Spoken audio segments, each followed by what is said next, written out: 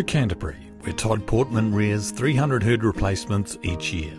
And I've got a good friend up mid-Canterbury, and for years I've looked at his young stock and just had a bit of young stock envy, to be frank, and he's been a Queen of Calves man for a very long time. And at times, I just used to scratch my head, but long story short, got sick of doing what I used to do, sick of having a big lot of calves still on milk in November. And the Queen of Calves program is about slowing down the passage through the rumen and utilising the milk better, basically. Yes. And I just love that concept. We're getting more bang for our buck out of a limited resource, turning the animal into a ruminant as quick as possible. So the first year we did Queen of Calves, the neighbour who drives past our calf paddocks every day just told, "What have you done to your calves this year?" So that was quite special, really. And I knew the calves looked better as well, but having a third party say that was quite something. Have you got any ideas in savings?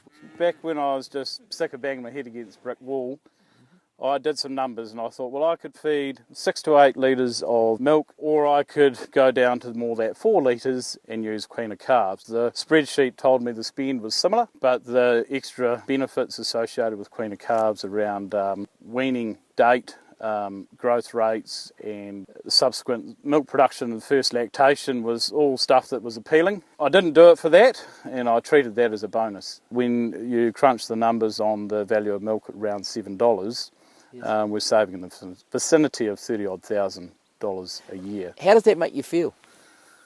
Yeah, pretty good.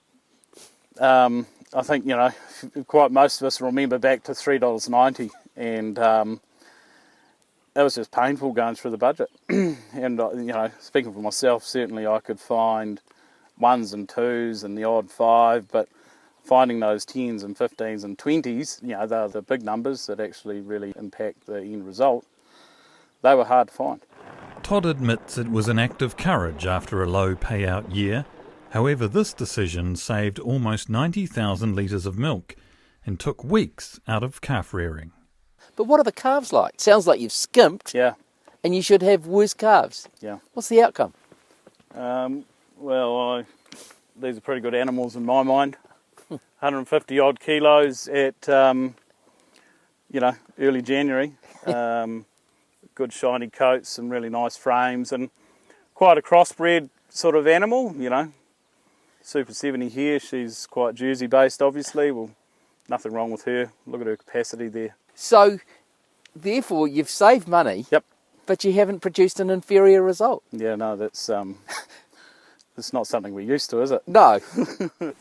With better daily growth rates, Todd has been able to reduce calf rearing by 3 weeks. When you first sort of said the 74 days, I sort of looked through a few of my records and I was just like, how can it be?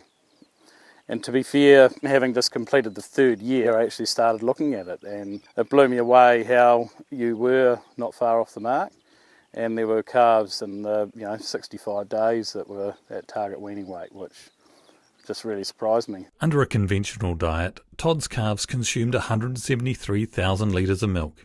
By switching to the Queen of Calves program, he has more than halved that figure and given himself an extra 22 days to be productive on the farm. He has reduced the total calf feed bill by $27,000. We've got farmers out here like you who are striving to meet carbon footprint and understanding those environmental challenges, and it's starting from babies. Yeah, similar from less. Yeah. And Queen of Calves has helped us actually achieve better from less. Todd says the downstream benefits of rapid early development are giving him an edge, equipping him to face the challenges of dairying in a low-carbon environment. We're really, really strong on monitoring our young stock relative to minder weights. And yes, I suppose back in the day you talked about a big farm, and the minder weights was just like a bar. It felt at times just so hard to achieve. Are you meeting minder weights? Yeah, so these calves are 24 kilos above target, which is really, really rewarding. For people that are familiar with the minder weights, there's the tab that has the animals which are above target, at target or below target. Yes. And these animals have none in the below target category, which is quite something, really. Yeah, so they've been putting on 0.98 over the last 21 days. These outstanding weight gains are just the start of the benefits that accrue as the animal develops. The udder edema was notably less. and then 5 to 10 kilos extra milk. So I've achieved what I really wanted to achieve, and hey, if I'm prepared to wait, I'm actually getting these other things too.